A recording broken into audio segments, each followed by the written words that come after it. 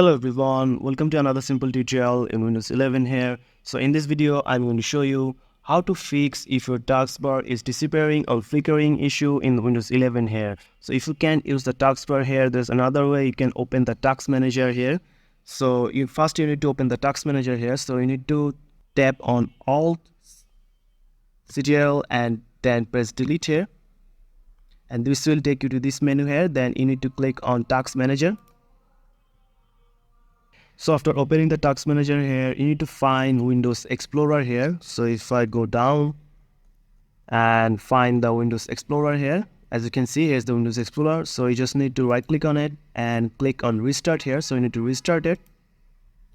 And after restarting your Windows Explorer, and let's check if your taskbar is working or not. So if the problem disappearing flicker issue is gone, then this will help you. And if this method doesn't work for you, there's another method I'll show you. Then you need to go to your search bar and search for CMD. Open the command prompt here and click on run as administrator. Click yes.